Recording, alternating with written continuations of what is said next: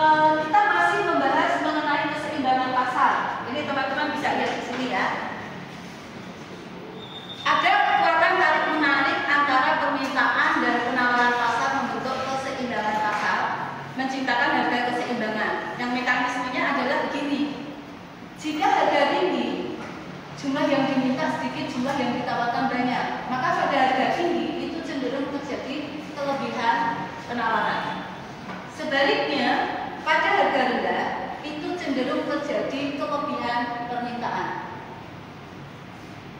Pada saat terjadi kelebihan penawaran, maka mekanismenya atau penyesuaian di pasar itu harga akan turun.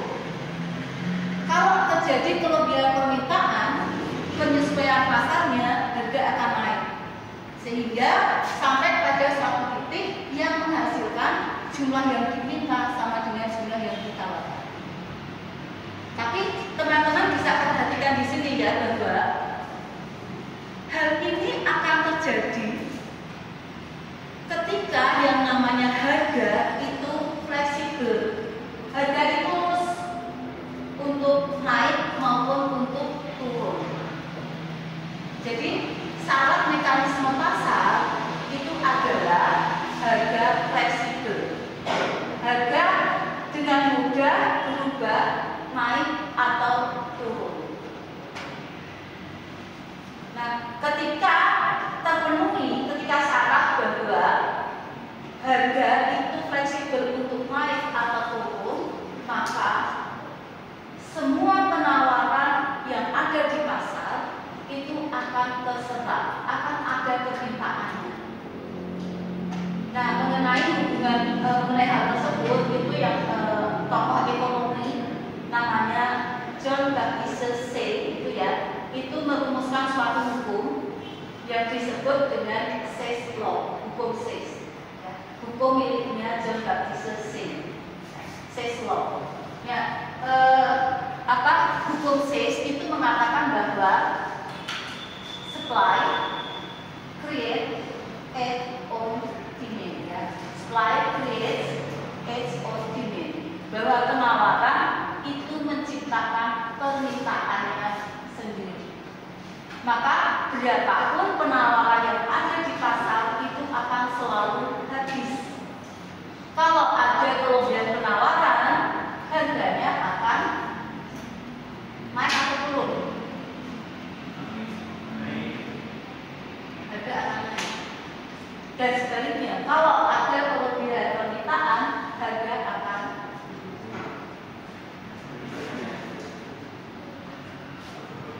kalau kelebihan penawaran harga turun, kalau kelebihan permintaan harga naik.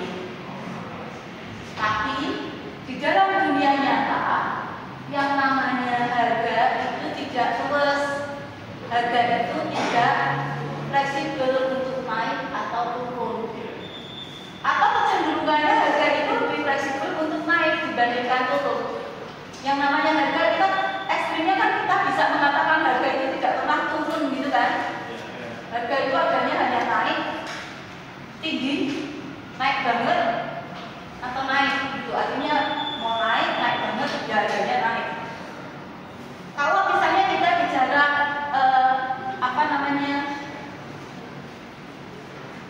harga umum atau inflasi musiman, pada saat lebaran harga-harga naik gitu. Habis lebaran harga-harga kan turun gitu kan, ada koleksi betul. Tetapi biasanya turunnya itu tidak ke level yang semula. Jadi misalnya harga telur sebelum lebaran, sebelum masa lebaran itu per kilonya 20.000 misalnya. Kemudian masa lebaran itu dari puasa, kemudian bulan lebaran itu harga telur naik menjadi 25.000. Setelah lebaran berakhir, permintaan terhadap telur itu melemah, tapi harganya tidak kembali ke 20, kembalinya ke 22 misalnya. Jadi tidak kembali ke level yang semula. Biasanya kan begitu, ya kan? Jadi di dalam dunia nyata itu yang namanya harga itu kaku, sticky price.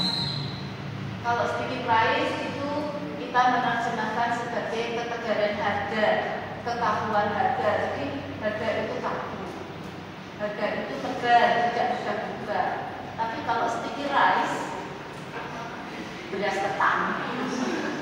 ya kan? Kan selisih P-nya. Jadi kalau apa mau nulis sticky price kemudian P-nya ketinggalan gitu ya, itu jadi price ketan. Jadi itu maka itu sebabnya. Jadi di dalam dunia nyata penawaran itu tidak dapat menciptakan permintaannya sendiri karena harga tidak fleksibel. Maka timbul yang namanya pengangguran. Yang ini pengangguran dalam arti luas itu ya, karena harga tidak turun, ada barang yang tidak laku, kan gitu ya. Kalau dalam dunia kerja, kalau upah tenaga kerja tinggi, maka banyak pengangguran, banyak tenaga kerja yang tidak terserap. Jadi kalau di dalam dunia nyata, karena harga tidak fleksibel, harga itu tegal, harga kaku, maka timbul yang namanya pengangguran. Entah barangnya tidak laku, entah tenaga kerjanya tidak laku, entah modalnya tidak laku, seperti itu. Jelas ya? Jadi mekanisme pasar yaitu proses tarik menarik yang membentuk keseimbangan pasar, menciptakan harga. Keseimbangan itu mensyaratkan harga fleksibel. Karena pada kenyataan itu harga tidak fleksibel, pada kenyataan itu harga kaku, maka yang namanya mekanisme pasar ini mengalami kegagalan. Tidak bisa, maksudnya mekanisme pasar itu tidak bisa berjalan dengan lancar. Jelas ya? Nah sekarang kita masuk pada penentuan keseimbangan pasar pendekatan matematis. Ini bisa saya bacakan di sini saja. Ya. Ini contoh soalnya. Jadi di dalam pertemuan sebelumnya kita sudah diskusikan bahwa hubungan antar variabel di dalam ekonomi itu bisa disajikan dalam bentuk matematis, bisa disajikan dalam bentuk tabel, bisa disajikan di dalam bentuk grafik. Nah ini penyajian di dalam bentuk matematis. Nah, misalkan fungsi permintaannya diketahui, QD sama dengan 1000 minus 20P. Nah ini negatif ya. Kenapa negatif? Ini sesuai dengan hukum permintaan. Kalau harga tinggi jumlah yang diminta turun, kalau harga turun jumlah yang diminta semakin banyak. Kemudian untuk penawaran, fungsi penawaran juga diketahui. QS sama dengan 500 plus 30P. Lalu pertanyaannya atau yang diminta adalah tentukan jumlah barang yang diminta dan yang ditawarkan pada harga 12. Lalu tentukan pada harga 12 itu apakah terjadi excess supply ataukah excess demand. Jika terjadi excess supply atau excess demand, maka harga keseimbangannya berapa? Nah, coba teman-teman hitung. Kalau harganya 12, berapakah jumlah yang diminta, berapakah jumlah yang ditawarkan? Dengan persamaan itu.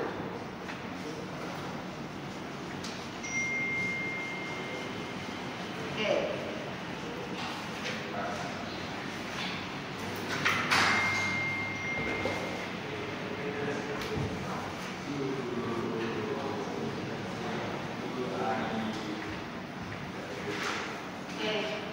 Jadi di sini kita sudah memiliki informasi fungsi permintaan ya, yaitu QD sama dengan 1000 minus 20P. QS-nya berapa? QS-nya sama dengan 500 plus 30P. Ini sudah nampak ya, hubungan antara jumlah yang diminta dengan harga adalah negatif. Hubungan antara jumlah yang ditawarkan dengan harga adalah positif. Kemudian pada harga 12 terjadi excess demand ataukah excess supply. Kita masukkan saja di sini. 1000 minus 20 dikali 12. Hasilnya adalah 760.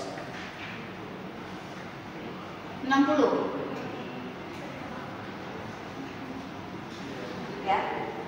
Kemudian kalau kita masukkan ke dalam fungsi penawarannya, 500 ditambah 30 dikali 12. Hasilnya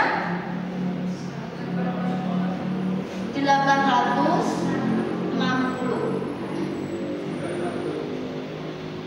Oke. Nah, maka di sini sudah kelihatan mana yang lebih besar, mana yang lebih kecil, atau sama. Kan tadi ya, kita mengidentifikasi apakah ada excess demand, apakah ada excess supply, atau sudah sama. Kita bandingkan, ternyata kesimpulannya di sini ada excess supply. Kalau ada excess supply, penyesuaian harganya turun atau naik? Turun. Jadi untuk pertanyaan selanjutnya, berapa sih harga keseimbangannya? Pasti lebih rendah dari 12. Karena ada excess supply. Kalau excess supply, penyesuaiannya harga turun. Berarti pasti harganya lebih rendah dari 12. Nah, berapa? Kita samakan bahwa keseimbangan pasar itu terjadi pada saat jumlah yang diminta sama dengan jumlah yang ditawarkan. Berarti 1000 minus 20P sama dengan 500 plus 30P. Maka berarti 50P sama dengan 500. Dan P sama dengan 500 dibagi 50 sama dengan 10. Ya kan? Lebih rendah dibandingkan 12. Ya. Nah, yang kadang-kadang kita ulang lagi, itu adalah ketika memindah ini. Jadi kalau dari sisi kiri ke kanan itu tandanya bubar ya. Kalau plus dari minus, kalau minus dari plus.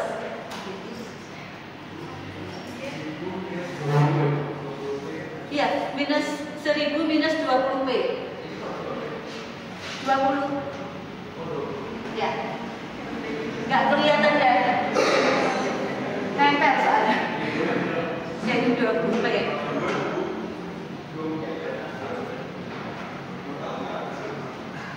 Oke, tak pisah deh.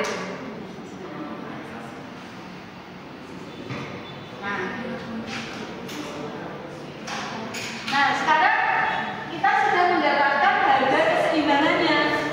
Harga pasarnya adalah 10. Benar nggak sih?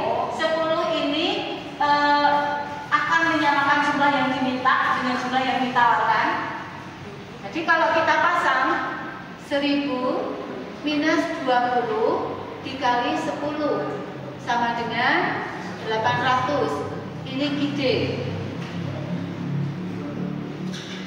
Kemudian PS-nya 500 ditambah 30 dikali 10 800 sama. Jadi pada harga 10 jumlah yang diminta sama dengan jumlah yang ditawarkan sama dengan 800. Berarti harga keseimbangannya adalah 10, sedangkan kuantitas keseimbangannya adalah 800. Jelas ya sampai di sini? Nah, ini kalau kita gambarkan di dalam grafik, begini. Sumbu vertikal adalah harga. Kayak X misalnya. Sumbu horizontal adalah kuantitas barang X. DX adalah permintaan terhadap barang X, dan SE adalah penawaran untuk barang X. Harga 12. Jumlah yang diminta adalah 760 dan harga dan jumlah yang ditawarkan adalah 860. Ada kelebihan penawaran, maka harga akan turun, yaitu pada harga 10. Nah, pada harga 10, jumlah yang diminta sama dengan jumlah yang ditawarkan, yaitu 800. Jadi, harga keseimbangannya adalah 10 dan kuantitas keseimbangannya adalah 800.